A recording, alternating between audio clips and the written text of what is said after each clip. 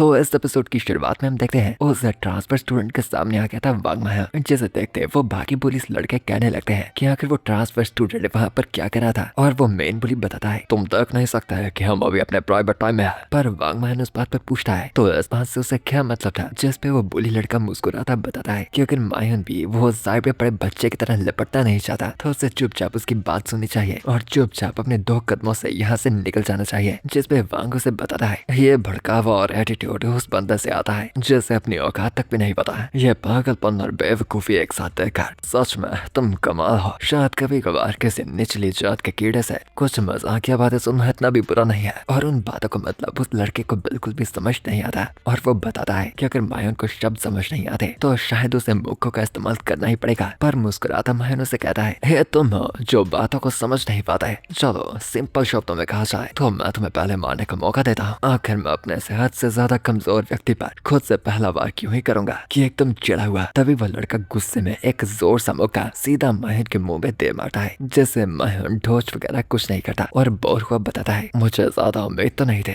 पर फिर भी कितना डल रिएक्शन था। लगता है कि एंजल ने मुझे हद से ज्यादा स्पॉइल्ड कर दिया है। और फिर वो बताता है कि उसे बच्चों को पीटने में मजा तो नहीं आता पर फिर भी उन्हें पीटने लगता है। और वो वही आम सा स्टूडेंट ये सब होता हुआ देख रहा था और अपने मन में ही सोच रहा था कि ये ट्रांसफर स्टूडेंट की ये फॉर्म बिल्कुल वैसी थी कि जिस बेकार और अजीब सी दुनिया में वो जीता था। अपनी जिंदगी में पहली बार वो विटनेस कर रहा था एक सेवियर को। और माहिन उस लड़के के ग्लासेस लेकर उसके पास आकर पूछता भी है क्या ये उसके थे। जिस पे वो हाँ करता है तो माहिन उसके ग्लासेस उसे वापस पकड़ा देता है। और वो लड़का ये भी बताता है कि माहिन को उसके लिए ऐसी लड़ाई में पड़ने की जरूरत नहीं थी। पर माहिन उसे बताता है गलत आइडिया मत लेना, मैंने यहाँ पर तुम्हारी मदद नहीं की, मुझे तो बस लड़ने की बदबू आ रही थी तो मैं बस देखने आया था कि यहाँ पर हो क्या रहा है। और हाँ वेल उसके बाद मैं गुम हो गया। और तभी एक दीवार के पीछे से चोनसा भी उसे देख रही थी और अपने मन ही में कह रही थी कि माहिन आज भी सबसे ज्यादा चमक रहा था उसका प्यारा डेमन किंग। और आज तो वो कुछ भी हो जाए वो उसे कुछ भी कर कर तबाह करना चाहती थी जिसके बाद वो वापस अपने कदम तक भी ना उठा पाए। और तभी वापस क्लासरूम में आने के बाद हम चोनसा के दोस्त को देखते हैं जो बार बार लगातार चोनसा को आवाजें देती जा रही थी। और तभी उसे पकड़कर वो उसे लगातार हिलाने लगती है क्योंकि चोनसा होश तक में भी नहीं आ रही थी जैसे कि उसने अपना दिमागी संतुलन गवा दिया हो। और मायून की तरफ देखते वो कहती है कि वही हरामखोर इस सारी चीज की प्रॉब्लम थी, कहीं ऐसा तो नहीं उस बंदे ने चोनसा को अपने वश में ले लिया है, वरना इतना प्यार कोई किसी से कैसे कर सकता है। कि तभी चोनसा मायून की तरफ देखते कहती है मायून का सोता हुआ चेहरा कितना क्यूट है, मैं उसे हमेशा ऐसे सुला देना चाहती हूँ। जिस पे उसकी दोस्त भी कहती है कि चोनसा पागल होती जा रही है। और एकदम चिड़ी हुई वो बताती है कि उसने कभी भी किसी को इतना पागल होते नहीं देखा, वो भी प्यार के पीछे। और अब लगता है कि उसे खुद इसमें कदम उठाना पड़ेगा वरना चोनसा कुछ खतरनाक हमले भी कर सकते हैं अपने प्यार के चलते। पर उसे क्या पता वो वैसा कब से कर रही है। और फिर उसकी दोस्त आगे बढ़ती हुई बताती है कि हर एक चीज को करने का एक ऑर्डर होता है। तो चोनसा को बस यहाँ पर देखना था कि ये लव मास्टर कैसे चीजों को संभालती है। जिस पे चोनसा उसे कहती है कि उसकी दोस्त ने भी तो कभी डेट नहीं की और वो हमेशा की सिंगल है। जिस पे उसका मुंह बंद करती उसकी दोस्त आ जाती है सीधा मायन के सामने। और जब वो मायन को उठाती है तो वो परेशान हुआ कहता है कि आखिर उसकी नींद के टाइम को कौन डिस्टर्ब कर रहा था। जिस पे वो मायन को कहती है कि यहाँ पर वो उसे एक ऐसा ऑफर देने वाली थी जिसे मायन बिल्कुल भी मना नहीं कर पाएगा। और फिर वैसे ही वो मायन के साथ कुछ बातें करने लगती है जिसे दूर से चोनसा भी देखती सोच रही थी कि आखिर उसकी दोस्त क्या चाल बिछा रही थी। और फिर थोड़े ही टाइम में हम देखते हैं वो मायन को कहती है कि क्या मायन ये काम करने से मानता था, जिसे करने के लिए वो मान जाता है। और फिर उसकी दोस्त चोनसा की तरफ देखती है और एकदम मुस्कुराती उसे थम्स अप का साइन देती है, यानी सब कुछ सही गया था। और फिर बाहर पार्क में आने के बाद उसने चोनसा को बताया था कि वो अम्यूजमेंट पार्क में एक डबल डेट पर जाने वाले थे और ये करने के लिए वो शाम के वक्त ही स्कूल गेट्स के बाहर मिलेंगे। और चोनसा एकदम उत्सुक हो कहती है कि वो आज तक कभी भी एक डेट पर नहीं गई तो आखिर इस डेट पर करना क्या होता है। जिस पे उसकी दोस्त बताती है कि एकदम कन्फेशन करना और अपना प्यार साफ ही जाहिर कर देना बिल्कुल भी रोमांटिक नहीं लगता, जो कि चोनसा अक्सर करती थी, इसीलिए वो उसे बताती है। पर अब तक तो मैं साफ साफ अपनी फीलिंग्स को कन्फेस कर देती थी और मुझे लगा था कि मेरी फीलिंग्स बस दूसरे व्यक्ति तक पहुंचनी चाहिए, मेरे लिए अब तक बस इतना ही काफी था। पर उसकी दोस्त फिर कहती है कि पहले वाले प्यार छोड़ो, पर मायन के लिए तो उसे एक अलग एहसास महसूस होता था ना। जिस पे वो सर हिलाती बताती है कि हाँ कुछ तो अलग पक्का था। और फिर फाइनली हमें उसके दोस्त का नाम भी रिवील होता है जो था यांग युनजी। और वो उसे कहती है चिंता मत करो मेरी दोस्त, ये मास्टर ऑफ लव और मैसेंजर ऑफ रोमांस तुम्हें रास्ता दिखाएगी असली प्यार पाने का। पर चोनसा फिर से कहती है कि उसने तो कभी डेट तक भी नहीं किया। जिसपे फिर से उसका मुंह बंद करती वो कहती है कि उसकी पूरी सपोर्ट के साथ अम्यूजमेंट पार्क की ट्रिप के बाद वो पक्का कपल बन जाएंगे। जिस पे चुनसा मान जाती है, बट फिर उसे पूछती है कि अगर ये डबल डेट थी तो क्या मायन वहाँ पर अपने साथ किसी को लेकर आएगा, जिस पे वो भी कहती है कि उसने कहा तो था कि वो किसी लड़के को ढूंढ कर लेकर आ जाएगा। और फिर हम मायन की तरफ आते हैं जो युनजी की बातों को सोचता जा रहा था कि उसे कल एंजल के साथ एक डबल डेट पर जाना था, जो कि सुनने में काफी इंटरेस्टिंग था और वो उस इंसान के प्लान से मान तो गया था। बट प्रॉब्लम ये थी कि उसे एक लड़के को अपने साथ ले जाने के लिए ढूंढना होगा, पर एस्मोडियस तो लड़की थी तो आखिर फिर वो किसे ले जाए कि तभी जाते जाते उसे वही बुली दिखता है जो उसी आराम से लड़के को पीट रहा था और चिल्लाता तुम कह रहा था, हरामी तेरी वजह से मुझे पहली बार मार पड़ी, क्या तू उस ट्रांसफर स्टूडेंट का दोस्त था? जिस पे वो मार खाता लड़का कहता है कि नहीं ऐसा कुछ भी नहीं था, वो बस एकदम कोइंसिडेंस था। कि तभी मायन वापस उसके लिए आ जाता है और उसे आवाज लगाता बुलाता है और उसे देखकर वो बुली एकदम डर गया, वहाँ से फटाफट भागता कहता है, किमजिन अपने आप को आज लक्की समझ ले, मैं तुझे कल निपटूंगा।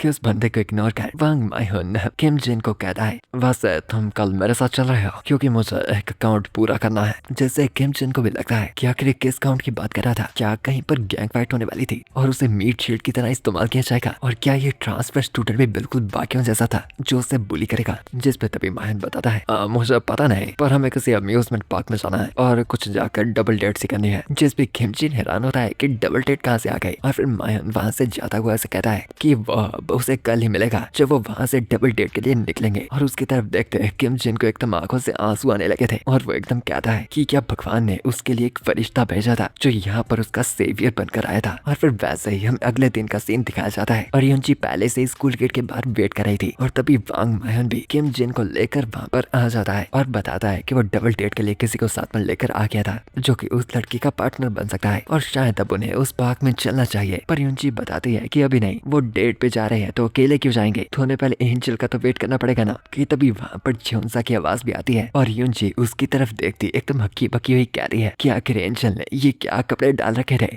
और फिर हमें दिखाया जाता है डेट से एक रात पहले का सीन, पर ज्योंसा की तरफ से वो रात को एकदम कंफ्यूज होकर ये कह रही थी कि ये वाला भी नहीं चलेगा, वो वाला भी नहीं चलेगा, तो फिर आखिर कल उसे क्या पहनना चाहिए। ये वाला बहुत ही प्लेन था और ये वाला बहुत ही मॉडेस्ट और कुछ तो अजीब से लग रहे थे। और यहाँ पर वो कपड़ों की बात नहीं कर रही थी बल्कि अपनी गन्स वगैरह और बाकी हथियारों की, जिसमें उसे कुछ भी समझ नहीं आ रहा था। इसलिए वो परेशानी से कहती है कि आखिर उसे कल क्या ले जाना चाहिए और इनमें से चूज करना नामुमकिन के बराबर था। और फिर वो सोचती है कि ये एक स्पेशल ओकेजन था तो उसे सावधानी से ही अपने लिए कुछ चूज करना चाहिए। इसीलिए वो डिसाइड करती है बेसिक से शुरू होने का और कभी कुछ और कभी कुछ। पर वैसे ही वो अगले दिन तक आ जाती है और युनजी से माफी मांगती है लेट होने के लिए। पर युनजी उसकी शक्ल के हालात देखती पूछती है कि आखिर ज्योंसा रात को सोई भी थी या फिर नहीं, क्योंकि उसकी आंखों में काले धब्बे पड़ रखे थे। जिस पे ज्योंसा बताती है कि वो तो बिल्कुल रेडी थी और पूरी शेप में थी। जिस पे युनजी कहती है, नहीं ज्योंसा तुम बिल्कुल भी ठीक नहीं लग रही और साथ में तुम्हारा बैग इतना ज्यादा क्यों भर रखा है, जैसे कि तुम बाहर के देश घूमने जा रही हो। कि मायन भी आगे बढ़ता कहता है, एंजल तुम तैयार हो तो आकर हम जंग के मैदान में कदम कब रखने वाले हैं। और बेशक किसी को इसका मतलब समझ नहीं आता और उन्हें लगता है कि मायन का मतलब था डेट से। और युनजी भी पूछती है कि क्या अब उन्हें चलना चाहिए। और जब अगली पल वो ज्योंसा की तरफ देखती है तो वो देखती है ज्योंसा अचानक एकदम एनर्जेटिक हो चुकी थी और उसका चेहरा एकदम फुली चार्ज हो चुका था सिर्फ एक बार मायन को देखने के बाद ही। और इसे कहते हैं प्यार की ताकत। और फिर वो सभी चलने के लिए तैयार हो जाते हैं डेट पर और युनजी उन्हें लीड करती कहती है उसके गाइड होने पे यकीन करने के लिए और फिर उन्हें मजे आएंगे। और फिर अंदर अम्यूजमेंट पार्क में आने के बाद मायन अपने आसपास की भीड़ देखता कहता है, मैंने कभी भी इंसानों को इतनी जगह पर इकट्ठा होते नहीं देखा, ये भीड़ भड़का किस लिए है, क्या यहाँ पर कोई हत्याकांड होने वाला है। पर फिर भी सब इतने खुश क्यों लग रहे हैं। इसलिए वो मुड़कर पूछता है एंजल से कि आखिर यहाँ पर चल क्या रहा है और क्या ये सच में कोई जंग की मैदान था और या फिर कुछ और, क्योंकि उसे कुछ भी समझ नहीं आ रहा था। जिस पे ज्योंसा भी बताती है कि उसे खुद अम्यूजमेंट पार्क्स का कोई आइडिया नहीं है तो ये बात तो उसे भी बिल्कुल नहीं पता। पर फिर भी ये चीज एकदम एक्साइटिंग लगती है और एक्साइटिंग जगह से भरी, खासकर मायन के दिल से जो कि उसके हाथों रूह खिंचाएगा। जो शब्द सुनने में तो रोमांटिक थे जब तक पता चले कि ज्योंसा का मतलब डायरेक्टली था। जिस पे मायन भी कहता है, कमाल के स्पिरिट है एंजल, हंसे ही लग रहा हो और मुझे डिसअपॉइंट मत करना। और उन दोनों के आपस में बातें करते देख और एक दूसरे की बातों पर मुस्कुराते देख युनजी उनकी बातों का डायरेक्ट मतलब ना समझ पाती सोच रही थी कि मूड सेट होना शुरू हो चुका था और सब कुछ ही बढ़िया जा रहा था। और फिर वो उन दोनों को आवाज लगाती बताती है कि उन्हें अब एंट्रेंस में जाकर एक सेल्फी लेनी चाहिए। इसीलिए वो उन सभी को अपने पास में इकट्ठा करती है और एक अच्छी सी तस्वीर खींचती है जिसमें तीनों तो एकदम अच्छे से पोज मारते हैं और अपनी शक्ल साफ दिखाते हैं। बट बेचारा किम जिन भोला भाला कुछ न जानता कि यहाँ हो क्या रहा है, हमसा नाइस वाला पोज मार देता है। और फिर यूनजी उनसे पूछती है कि क्या उन्हें वो बड़ी वाली राइड करनी चाहिए, जिसपे वो मान तो जाते हैं पर उसमें बैठने के बाद आगे से लोग होकर मायन बताने लगता है आखिर ये चीज क्या है जो मुझे बांधने की कोशिश कर रही है। हाँ, इन्हें क्या लगता है कि कोई चीज मुझे कैद कर सकती है। जिस बात पर च्योंसा कहती है कि ये एक सेफ्टी डिवाइस था ताकि मायन फिसल न जाए और बीच ही राइड में उड़ता कहीं पटक न जाए। जिसपे मायन कहता है क्या बचकानी बातें करती हो एंजल, है काम से राइड पे एक सेफ्टी डिवाइस लगा रखा है। इंसान लगता है धीरे धीरे कर और भी ज्यादा कमजोर बनते जा रहे हैं। क्यों न ऐसी फालतू चीजों के भरोसे रहने पड़ा है। अगर धीरे धीरे कर वो ऐसी ही चीजों को बनाते गए वो हद से ज्यादा कमजोर बनते जाएंगे। और वो ये बड़ी बड़ी बातें तब कर रहा था जब राइड धीरे धीरे कर ऊपर जा रही थी, इसीलिए ऑब्वियसली वो स्लो थी। जिसपे मायन भी कहता है कि इंसानों द्वारा बनाई गई राइड्स भी कितनी ज्यादा स्लो होती है, जिसमें कुछ फायदा और मजा भी नहीं था। कि तब जब अगले पल वो सीधा नीचे की तरफ जाती है तो मायन को ये तेज झटका लगता है कि आखिर यहाँ पर हो क्या गया और इसकी स्पीड अचानक ही कैसे बढ़ गई। और फिर वापस नीचे आने के बाद यूनजी मायन के चेहरे का मजाक बनाती है जो कि एकदम अजीब सा लग रहा था राइड के वक्त। जिसपे मायन चिढ़ता कहता है कि वो तो बस सरप्राइज हुआ था वरना ये डिवाइस एकदम फालतू था। जिसपे च्योंसा भी कहती है कि वो सिर्फ बड़ी बड़ी बातें कर रहा था। और फिर वो कहते हैं कि कोई रेस्ट लेने की जरूरत नहीं थी और मायन को पूछते हैं कि उन्हें अगली राइड कौन सी पर जाना चाहिए। जिसपे मायन को वो वाला झूला पसंद आता है जो ऊपर जाकर जगदम ही नीचे आ जाता है और घूमता है। हाँ, एक और बड़े झटके वाला। और फिर अगला झूला वो बोल लेते हैं और उसके बाद एक और झटके और कमाल वाला। और हर एक झूले का मजा सबसे ज्यादा तो च्योंसा ले रही थी। मायन एकदम आम से मूड में था और बेचारे किम जिन की बुरी हालत थी जिसने अभी तक एक शब्द नहीं बोला था पर वो फंस रखा था इन लोगों के बीच में। और क्योंकि इस बार मायन झूले से बिल्कुल सरप्राइज नहीं हुआ था, वो प्राउडली जाकर एंजल को कहता है देखा कितना बोरिंग था, मेरी एक बार नजर तक नहीं झपके तो उस राइड की कोई तस्वीर ही नहीं खींची। जिसपे च्योंसा कहते हैं खींची है, वो भी कुछ कमाल के। कि तभी यूनजी आवाज लगाती बताती है कि उन सभी का तो ठीक था पर उनके साथ आए एक बंदे की तो एकदम बुरी हालत तो रखी थी, तो इसलिए शायद उन्हें भी छोटी सी ब्रेक लेनी चाहिए और थोड़ा सा घूमना चाहिए क्योंकि अभी उन्हें अपनी एनर्जी फिल करने की जरूरत थी। और फिर आइसक्रीम खाता हुआ मायन च्योंसा को बताता है हाँ यह चीज काफी अच्छी है जबकि यह इंसानों द्वारा बनाई गई है। जिसपे च्योंसा भी बिल्कुल एग्री करती है कि आइसक्रीम तो हमेशा सबसे स्वादिष्ट होती है। और फिर अपना फ्लेवर मायन की तरफ करती वो उससे फ्लर्ट करती कहती है कि क्या वो उसके वाला स्ट्रॉबेरी फ्लेवर चखना चाहेगा। पर मायन चुपचाप उसकी तरफ घूरता रहता है और च्योंसा पूछती है कि क्या मायन को स्ट्रॉबेरी फ्लेवर पसंद नहीं था। और मायन उसे कहता है लगता है कि तुम ऐसे एंजॉय कर रहे हो एंजल। जिसपे च्योंसा कहती है क्या हुआ, ये अच्छी नहीं थी क्या तुम्हें इतने समय मजा नहीं आया। अगर तुम असैसिनेशन का वेट कर रहे हो तो मेरे पास उसके लिए भी एक प्लान है। और यहाँ दूसरी तरफ दूसरी जोड़ी की भी थोड़ी सी बन रही थी क्योंकि यूनजी को पता लगता है कि किम जिन भी मिंट चोको फ्लेवर का फैन था। और यहाँ पर माया च्योंसा की बात सुनने के बाद वो कहता है असैसिनेशन प्लान ठीक है मैं उसका वेट करता हूँ। पर अंदर ही अंदर वो बस एकदम सिंपली बोर्ड हो रखा था बिल्कुल उसके नरक के दिनों की तरह जब वो जीता था उस खून और वायलेंस के दुनिया में। और जब उसे इस बात का अंदाजा हुआ कि उस दुनिया के अंदर ऐसा कोई नहीं था जो उसे नुकसान पहुंचा सकता था। और उसके वो डीमन ने भी उसे आकर बताया था कि डीमन किंग ने सभी डीमंस के ऊपर कब्जा कर लिया था अपनी ताकत से। और क्या इस बात से डीमन किंग खुश नहीं थे, जिससे डीमन किंग का मानना था नहीं कुछ खास नहीं, वो बस एकदम खाली सपल था एकदम आम और अजीब सा। उसे एक ऐसा वॉइड महसूस होता था जिसे भरा नहीं जा सकता था। पर वो वॉइड का भरना सिर्फ आज आकर एक बार महसूस हुआ था जब पहली बार आकर अचानक ही च्योंसा ने उसके दिल पर वार किया था, वो भी ये बताकर कि वो उसे प्यार करती थी। और फिर वापस प्रेजेंट में माया च्योंसा की तरफ मुड़कर देखता उसे बताता है एंजल अगर आज के दिन के अंत तक तुम बस बॉडी को नहीं मार पाती तो मैं यहाँ पर मौजूद हर एक इंसान को खत्म कर डालूंगा। तो बताओ तुम्हें क्या लगता है इस गेम में फिर और भी ज्यादा मजा नहीं आएगा। और शायद यही उसका एक लोथा अटेम्प्ट था एंजल से उसका बेस्ट ट्राई करवाने का। और यहाँ पर एक तरफ हम देखते हैं स्मोडियस को जो कि अपने सामने मौजूद उसी मैथ्स टीचर को कह रही थी जो कि असल में एक अपोस्टल था, तुमने मुझे बुलाया है तो अब क्या तुम्हें कुछ कहना नहीं चाहिए, एक बेसिक डीमन का ऐसे टाइम में बुलाना आखिर इसकी वजह क्या हो सकती है। और वो अपोस्टल फोन चला रहा उसे बताता है कि सचमुच से काफी सरप्राइज लगा कि एस्मोडियस ने उसकी कॉल को उठा लिया जिससे वो कंफ्यूज तक हो गया। जिसपे वो कहते हैं कि आखिर इसमें कंफ्यूजिंग क्या था। जिसपे अपोस्टल बताता है तुम और मैं दोनों है डीमन किंग का, ऐसा इंसान ये बनने खेल में बीच में नहीं आ सकता है, तो हम दोनों ही एक अलग ही साइड पर फंस चुके के हैं जो ना ही अभी इधर के हैं और ना ही अभी उधर के। जिस पे फिर वो बताता है कि उसने तो उसे यहाँ पर बुलाया था एक ट्रैप बनाकर उसे यहाँ पर ही रखने के लिए, पर उसे क्या पता था एस्मोडियस इतनी जल्दी मान जाएगी। जिस पे वो बताती है कि बस इतनी छोटी सी बात थी तो कोई चक्कर नहीं, क्योंकि उसे ऑर्डर मिला गया था उन्हें ना फॉलो करने का। पर फिर उसकी तरफ तीखी नजरों से देखती वो कहती है कि वो उस टीचर में काफी उत्सुक थे और वो उसे कहती है उसकी साइड में आने के लिए, और फिर एकदम अपनी फ्लर्टिंग चालू करती उसे अपने हवस में खींचने के लिए। वो कहती है आखिर तुम्हारी टाइप क्या है? बेशक मुझे चूज करने के लिए टाइप्स का फर्क नहीं पड़ता, क्योंकि मैं हर एक की टाइप हूँ। तो अब बताओ तुम्हें मुझे देखकर अभी भी कुछ महसूस नहीं होता? जिस पे वो पोस्टल सिर नीचे करता कहता है कम से कम मैं उस व्यक्ति को चूज करूंगा जैसे सही जगह और सही टाइम चूज करना आता हो, क्योंकि एक्चुअली में वो ये सारी फ्लर्टिंग ओपनली कैफे में कर रही थी और सभी लोग उन्हें घूर रहे थे और कह रहे थे कि ये लड़की तो बहुत ही ज्यादा ओपन थी। कि फिर एकदम चिड़ी हुई ऑस्मोडियस कहती है कि आखिर उस पोस्टर की प्रॉब्लम क्या थी और उसने डीमन किंग के अलावा अभी भी उसके जैसा कोई नहीं देखा था। जिस पे वो बताता है अगर कोई प्रॉब्लम है तो बेशक मेरे मानने से वो प्रॉब्लम मेरी साइड से आ रही है, परंतु अगर मैं अपनी कमजोरी को अपना हथियार बना लूं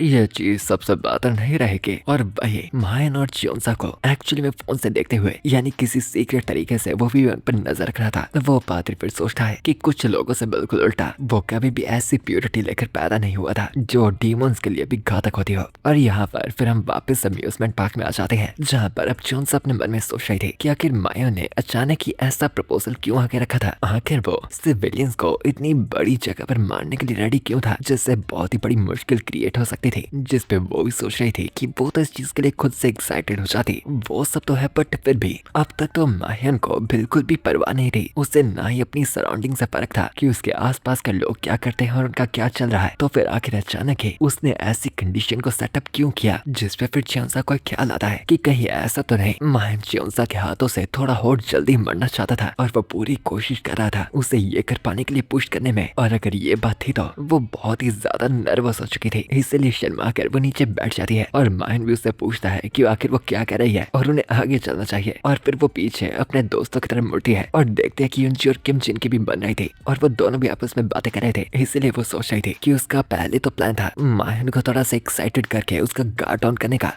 और फिर एक मौके का फायदा उठाकर उसे उसी पल मार देने का। और फिर वो यूनजी की तरफ इशारा करती है और इशारे में बताती है कि फेज 2 शुरू होने वाला है, जिस बात का मतलब यूनजी भी फटाफट समझती है और फिर फटाफट किम जिन को मोड़कर उससे बातें करते हुए ले जाने लगती है और उससे उसका नाम वगैरह पूछती है और ये कि वो किस क्लास में पढ़ता था। जिस पे किम जिन भी बताता है कि वो सेम ही क्लास में तो थे और वो कहती है कि वो अब से उसे जान चुकी थी, तो क्या अब उन्हें साथ में राइड में चलना चाहिए। और चियोंसा भी इस मौके का फायदा उठाती है और फटाफट मायन के पास आती उसे बताती है मायन मुझे माफ करना, पर आखिरकार अब हम सिर्फ दोनों हो चुके हैं और ये अम्यूजमेंट पार्क की डेट अब असली शुरू होती है। और फिर दिल का इशारा करती वो बताती है कि ये उनका फिर से दिन का सबसे स्पेशल पार्ट था, वो किलिंग पार्ट जिसके लिए मायन भी एक्साइटेड होगा। जिसमें मायन ऐसा कहता है हाँ सही कहा, और यहाँ पर मौजूद सब इंसानों के लिए तुम्हें यहाँ पर अपनी पूरी मेहनत करनी है और मुझे एंटरटेन करना है एंजल। और फिर अपने हाथ में लाती पिलाती वो मायन को उसके पीछे पीछे चलने आने को कहती है और फिर वो स्लो सी बच्चों वाली घूमने वाली राइड पर बैठे हैं। जिस पे मायन भी कहता है कि ये राइड कितनी बोरिंग थी और कितनी ज्यादा स्लो भी। जिस पे चियोंसा बताती है कि ये तेज होने के लिए थोड़ी न बनी है बल्कि ये मूड सेट करने के लिए बनी है। और उनके लिए सबसे जरूरी बात यहाँ पर यह थी कि आखिर वो दोनों फाइनली अकेले हो चुके थे और साथ में मजे कर सकते थे, जो कि इस राइड का बेस्ट पार्ट था।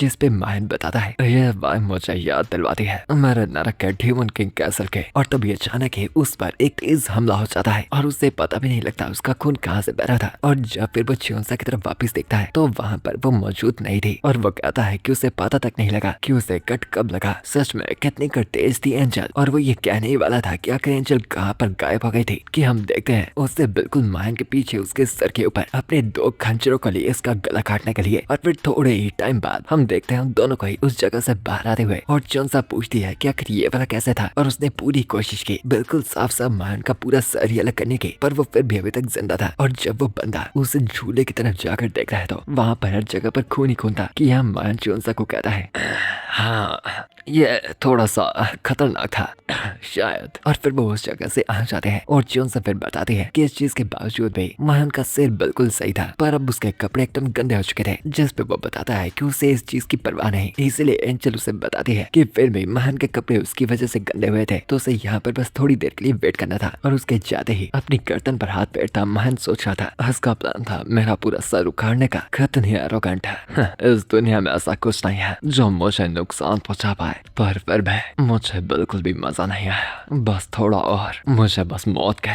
थोड़ा और करीब पहुंचाओ, मुझे याद करवाओ वो असल मौत का एहसास। आखिर सच में क्या होता है, आखिर क्या मतलब होता है जीवित होने का। और तभी जियोन सा वहाँ पर एक लिफाफा लेकर आती है जिसमें कपड़े थे, और वो बताते हैं कि उसे पता नहीं था कि मायन को कौन से पसंद आएंगे, इसलिए वो काफी सारे ही खरीद कर लेकर आ गई। और फिर वो डाल लेता है पूरे ही ब्लैक कपड़े, जिसपे वो बताती है कि वो ब्लैक इसलिए लेकर आई थी क्योंकि अगर इसमें खून गिर भी गया तो वो इतनी आसानी से नहीं दिखेगा, पर बेशक वो पूरी कोशिश करेगी उन्हें अच्छे से गंदा ना करने की। और साथ ही साथ वो उसके लिए एक और चीज लेकर आई थी, और फिर उसके करीब जा उसके सर पर वो लगा देती है उन नकली सिंगों को, जिससे मान चिढ़ता कहता है तो तुम्हें भी पता है ऐसी बखूद चीजें कैसे करते हैं, तो क्या तुम मेरा मजाक बना रही हो। जिसपे चियोंसा कहती है कि नहीं ऐसा नहीं था, बल्कि ये तो मायन को एकदम सूट करते थे। और साथ ही उसने सुना था कि सभी डेमंस के सिंग होते हैं, जिस पर मायन बताता है ऐसे छोटे से खिलौने से मेरे सिंग कंपैरिजन में बहुत ही ज्यादा कमाल थे, और किसी दिन अगर तुम मेरा असली रूप देखोगे तो मुझे उम्मीद है तुम एकदम डरपोकों की तरह डर न जाओ और वहीं बेहोश न हो जाओ। पर एक्चुअली में डेमन ट्रांसफॉर्मेशन इंसानी दुनिया में अच्छे से काम नहीं करता था, जिस पे जियोन से शर्माती कहती है कि उसे सच में उम्मीद है कि वो कभी ऐसा देख पाए, पर बेशक वो सिर्फ तब होगा अगर मायन आज जिंदा बच जाता है तो। जिसपे वो कहता है शाबाश, ऐसी ही सोच होनी चाहिए, एकदम पॉजिटिव। तो बताओ आगे हमें अब कहाँ चलना है। जिसपे वो इशारा करती है हॉन्टेड प्लेस की तरफ, जिसे पढ़ता मायन कहता है कि क्या ये जगह भी नरक की तरह थी। जिसपे वो बताती है कि नरक की तरह तो नहीं, बल्कि कुछ हिसाब से थोड़ी बहुत अलग तो थी। और फिर वो दोनों ही उस हॉन्टेड प्लेस में एंटर कर जाते हैं और जल्दी जल्दी चियोंसा से पूछती है कि आखिर नरक में रहना कैसा लगता था। जिसपे वो कहता है कि आखिर चियोंसा को अचानक ही नरक के बारे में जानने में दिलचस्पी कहाँ से आ गई, और मनी में वो सोच रहा था उस जगह पर हर एक दिन एक जंग होती थी, तबाही और कत्लेआम, यह वहाँ की डेली लाइफ थे, वही चीज वहाँ का सब कुछ था। और चियोंसा को भी वो बता रहा था, पर फिर भी मैंने सभी पे रूल किया। दर्द की आवाज से मिटना शुरू हो गए जब तक वहाँ पर कुछ नहीं बचा, सिर्फ एकदम सन्नाटे है। और उसके बाद मैं यहाँ पर आकर तुमसे मिला इस इंसानी दुनिया में, और तुम पर। और तभी अचानक ही जब माहिन अपने सामने देखता है तो उसके सामने एक भूतिया चेहरा था। ऑब्वियसली हॉन्टेड प्लेस थी, तो वहाँ लोग होंगे उन्हें डराने की कोशिश करने के लिए। और तभी थोड़ा सा टाइम स्किप होता है और हम देखते हैं वही भूत जिसने अभी माहिन को जाकर डराया था, वो एकदम डरा हुआ बैठा हुआ होता है। और उसका एक साथी आकर उससे पूछता है कि आखिर वो यहाँ पर क्या डरा था, जबकि उसे तो अभी स्टेज पर होना चाहिए था। जिस पे डरा हुआ वो कोस्प्ले कर रहा इंसान कहता है मैंने इस जगह पर एक डीमन को देखा। जिस पे उसका साथी बताता है कि उन्होंने स्क्रिप्ट में ऐसा कुछ प्लॉट ट्विस्ट वगैरह नहीं डाला था, तो अचानक से वो ये बातें क्या कर रहा था कि मान यहाँ से गुस्से में चिड़ा हुआ कहीं जा रहा था और कह रहा था आखिर वो एंजल अचानक ही कहाँ गायब हो गई, क्या वो अचानक ही हमला करने की तैयारी कर रही है। माना ये किसी तरह का डायवर्शन कहा जा सकता है, पर यह चीज करना है एकदम पागलपन है। और तभी अपने सामने उसे कुछ छोड़ ले रहा था दिखता है, जिस पे माहिर चिल्लाता है तुम एक औरत हो या तुम कहीं एंजल तो नहीं, और या तुम मुझे ये बता कि क्या तुमने एक लड़के को इस जगह पर आता हुआ देखा है। कि अचानक ही वो लड़की एकदम डरावने तरीके में माहिन को डराने के लिए उस पर एकदम ही जंप करती है और जोर से चीख पड़ती है कि माहिन एकदम ही गुस्सा हो जाता है और उसकी आंख लाल झपकने लगती है और वो गुस्से में कहता है आखिर अब तुम्हें क्या चाहिए। और अब थोड़े ही टाइम बाद वो भूतनी बड़ी लड़की भी वहीं उस आदमी के पास आकर डरने लगती है, और वो साइड में खड़ा उनका साथी कहता है कि आजकल काम करने के लिए लोग भी कितने डरपोक से आ गए थे, जो डराने के काम में खुद डर जाते थे। कि वहाँ एंजल को ढूंढ रहा मायन चिड़ा कह रहा था ये पागलपन है, क्या अजीब से लोग हैं, इन्हें क्या लगता है कि क्या ये उनसे डर का प्रतिरोध बन जाएंगे, क्या ये जानते भी हैं कि असली डर कैसे कहते हैं। कि तभी मायन को आवाज आती है जो कि मोस्ट लाइकली चियोंसा की थी, जो बताती है कि वो बिल्कुल एग्री करती थी, डर डिमांड करता था दिल से आई सिंसियरिटी को, किसी को डराना और एकदम कम बात देना। और जरूरी बात ये थी परफेक्ट टाइमिंग के लिए पेशेंस। और ये बातें करते करते वो अचानक से ही मायन के ऊपर चारों तरफ से हमले करना शुरू कर देती है। उसकी चारों तरफ से कभी इधर कभी उधर से उसे कट लग रहे थे, और तभी अचानक ही कहीं पीछे से ही चियोंसा आकर उसके सीने में तेज खंजर दे मारती है और मायन को बताती है डर भी काफी तरह प्यार की तरह लगता है, तुम्हें नहीं लगता मुझे तुमसे बहुत ज्यादा प्यार है माया, इसलिए मैं तुम्हारे दिल को रोकना चाहती हूँ। जिस पे मायन मुस्कुराता कहता है यह तो एकदम सच अच्छा है, मैं इतनी कमाल की धमकी में साफ साफ तुम्हारा सच महसूस कर पा रहा हूँ। मुझे और भी ज्यादा एंटरटेन करो एंजल, मैं अभी तक मरा नहीं हूँ। नहीं, यहाँ पर उससे भी उल्टा है, मुझे इस पल सबसे ज्यादा जीवित महसूस हो रहा है। और वो भी वापस में उसकी तरफ बाहर करने की कोशिश करता है, पर जोन्सा की प्योरिटी उसके शरीर को एकदम कमजोर बना रही थी। इजीली बचती। जोन्सा कहती है कि ये बिल्कुल भी मर ही नहीं पाता, और जितनी बार ये बच जाता है और जितना ज्यादा ये बचता है, वो विश करती है कि वो बस उसके हाथों मारा जाए। और वो दोनों एक दूसरे पे वार कर रहे थे,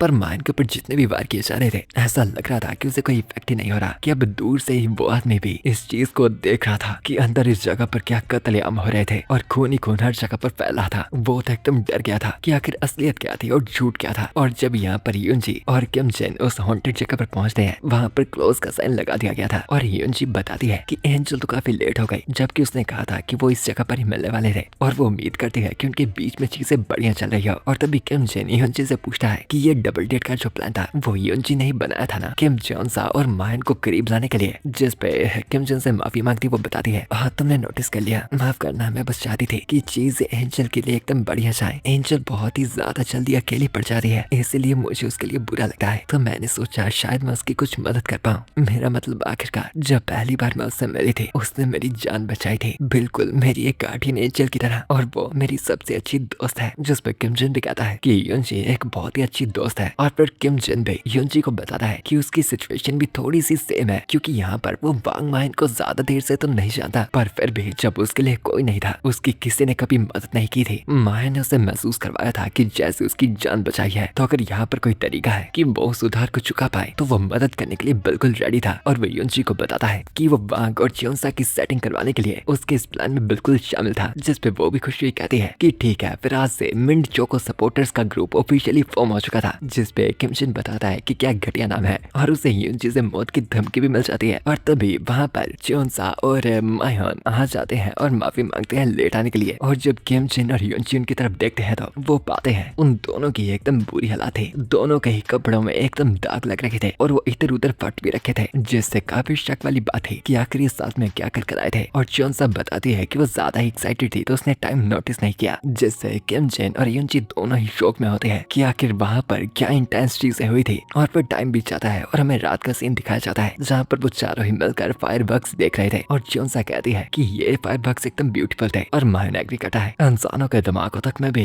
एक अलग ही चार्म है। और फिर धीमी सी आवाज में जोन्सा मायोन से पूछती है कि भले ही आज उसे बहुत ही फ्रस्ट्रेटिंग लगा, पर वो उसे मारने से फेल हो गई थी, तो आखिर फिर उसने अपने वादे मुताबिक यहाँ मौजूद सभी इंसानों को खत्म क्यों नहीं किया। जिस पे वो बताता है कि वो बस उसके साथ रह के डिस्ट्रैक्ट हो गया और उस काम को करना भूल गया। और फिर मुस्कुराता वो बताता है, यह बाकी इंसानों की जिंदगियां चाहे तुम मुझे जितनी मर्जी दे दो, पर उस थ्रिल के कंपैरिजन में जो तुम मुझे देती हो, उनकी जिंदगियों का बराबरी में कोई मतलब नहीं है। जिस पे जोन्सा बताती है कि इस बार उसने बहुत ही ज्यादा मेहनत की थी, और बाहर से तो एकदम शांत दिख रही होगी, पर वो बहुत ही ज्यादा फ्रस्ट्रेटेड और डिसअपॉइंटेड थी। जिस पे मान कहता है, तुम अभी तक ये काम करने के लिए बहुत ही दूर हो, पर फिर भी इस बार जो दर्द महसूस हुई थी वो पहले से काफी अलग थे। तुम कह सकते हो कि यह एहसास पहले से अलग था, जो मुझे थोड़ा सा मरने के करीब तो लेकर गया था। तो इसी बात से मैं तुमसे और भी ज्यादा उम्मीदें लगाए रखता हूँ एंजल। और एंजल भी इस बात से बहुत ही ज्यादा खुश हो जाती है, और धीरे ही कर उन दोनों के हाथ एक दूसरे के और भी करीब आ गए थे। और यहाँ पर डेमन हंटर्स की एक तरफ अब मीटिंग हो रही थी, और उन्हें पता लगता है कि एक और फेलियर हुआ था, और ऊपर से ये जो लड़ाई हुई थी वो सिविलियंस यानी आम लोगों के बीच में हुई थी, जिससे कैजुअलिटीज आने का खतरा था। और ये पहले से ही बहुत ही ज्यादा टाइम बीत चुका था सैटर्न को इस धरती पर आए, और बीच में से एक आदमी कहता है कि अब वो सिर्फ एंजल के सहारे ही नहीं रह सकते, उन्हें रीइंफोर्समेंट भेजनी पड़ेगी। और एक और आदमी कहता है कि उसने अपोस्टल पॉल से सुना था, वही अपोस्टल जिसने एंजल पर निगरानी रख रखी थी, कि वो भी अपने प्लान में फेल हो गया था सैटर्न के बीच में टांग अड़ाने की वजह से। और वहाँ पर मौजूद पॉल से भी पूछा जाता है कि अभी का स्टेटस क्या था, जिस पे वो बताता है कि उसका एस्मोडियस को खत्म करने का प्लान भी सैटर्न की वजह से पूरी तरह से फेल हो गया था। और फिलहाल के वक्त वो यहाँ पर सिर्फ एक ही काम कर सकता था, वो था किसी को भी सैटर्न और एंजल की लड़ाई के बीच में आने से रोकना। और उनका लीडर फिर उन्हें बताता है कि हर एक डीमन को खत्म कर इंसानियत को बचाने के लिए और स्वर्ग के दरवाजे के सामने खड़े होने का राइट पाने के लिए यह उनकी सबसे बड़ी विश है। और यहाँ पर उनका सबसे खतरनाक और भयंकर दुश्मन सैटर्न अभी उनके सामने ही मौजूद है, और अब वो और भी ज्यादा डिले नहीं कर सकते। इसलिए वो कहता है कि वो सैटर्न को मारने के लिए रीइंफोर्समेंट भेजने वाला था, और उन्हें सिलेक्शन में से कंबाइंड यूनिट को बुलाना था। पर बीच में पोल कहता है कि एंजल अभी भी अपने मिशन के अंदर थी, जो कि धीरे धीरे कर सब कुछ चल तो रहा था, और अगर उन्होंने यहाँ पर बीच में टांग अड़ाई तो वो कि तभी पोल को बीच में ही चुप करवा दिया जाता है। और वो वो बताते हैं कि उन्होंने एंजल को काफी टाइम दे दिया था, अब बहुत डिले नहीं होगा, वो सीक्रेटली सपोर्ट भेजेंगे बिना एंजल को बताए, और ये पहले से डिसाइड हो चुका था और इसके बारे में कोई बहस नहीं होगी। तो पोल को बस एस्मोडियस को मॉनिटर करना था और एंजल को ऑब्जर्व, जिस पे पोल को मानना तो बिल्कुल पड़ता है, पर अपने मन ही मन चिंतित तो वो सोच रहा था, नहीं ऐसा नहीं होना चाहिए, क्या ये सारे के सारे भूल चुके हैं, जो वजह मुझे एंजल का निगरानीदार बनाया गया था वो सिर्फ उसके अजीब प्यार को डीमोस के खिलाफ पूरी तरह बदलने से रोकने के लिए नहीं था, बल्कि इसलिए था कि जब उसके इस अजीब से प्यार के बीच में कोई आ जाता है तो कोई भी उसके आतंक से नहीं बच पाता। और शायद ऐसा कुछ पहले भी पास्ट में हो चुका था, और क्योंकि अब वो मायन को टारगेट करना शुरू हो गए थे तो शायद एंजल उनके खिलाफ भी चल पड़े। बट ये एपिसोड यहीं पर खत्म किया जाता है। और अगर आपको ये वीडियो काफी अच्छी लगी है, जाने से पहले वीडियो को लाइक और कमेंट्स कर दीजिएगा, और गोल रखते हैं पूरे 130 कमेंट्स का। और मैं आपसे मिलता हूँ अगली बार के वीडियो के साथ। So for now bye, goodbye, सायोनारा, जाना।